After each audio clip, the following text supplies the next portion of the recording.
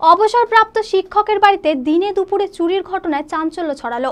শুক্রবার ঘটনাটি ঘটেছে মানিকচক থানার মথুরাপুর গ্রাম পঞ্চায়েতের কাকড়িবাঁধা এলাকায়। দুষ্কৃতীরা নগদ কয়েক হাজার টাকা, সোনার অলংকার ও গেরস্থালির সামগ্রী নিয়ে পালিয়েছে বলে অভিযোগ ওই অবসরপ্রাপ্ত শিক্ষক হীরাপদ মণ্ডলের। পুরো বিষয়টি নিয়ে পুলিশে অভিযোগ জানানো হয়েছে। হীরাপদ বাবু জানান, শুক্রবার তিনি মালদা শহরে বিশেষ কাজের জন্য আসেন। সেই সময়ে বাড়িতে কেউ ছিল না।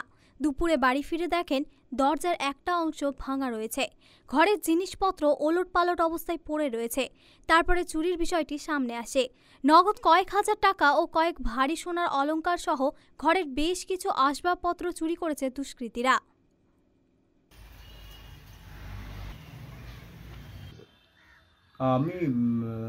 আমি বেসিক্যালি মালদাতে যাওয়া আসা করি মথুরাপুর থেকে। মথুরাপুর কাকড়িবাঁধা অঞ্চলে আমার বাড়ি, ঠিক এর মন্দিরের আগে, জগন্নাথ মন্দিরের আগে। ছেলে মেয়ে আমার মালদাতেই থাকে, ফ্যামিলিও ওখানেই থাকে পড়ালেখার কারণেই।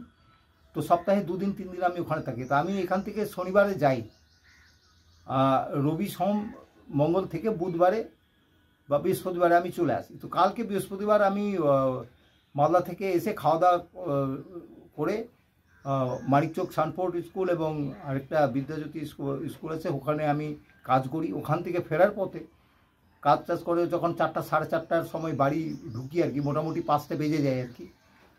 তো এসে দেখি যে আমার দরজা লক লাগানোই আছে মেইন ডোরের, কিন্তু খুলে দেখি যে ভেতর থেকে আটকানো আছে। তখন গ্রামের আমার পাশের প্রতিবেশীকে, একটা ছেলেকে ডেকে ওকে আমি ভেতরে ঢুকাই এবং ওটা খোলার পরে ও চলে গেল। তারপরে আমি এসে দেখি যে আমার মেন ঘরের যেটাতে আমি তালা বন্ধ করি আর কি, সেটা দেখি যে ভাঙার কারণে আমার একটু সন্দেহ হলো যে কী ব্যাপার, আমি কি চাবি বন্ধ করিনি।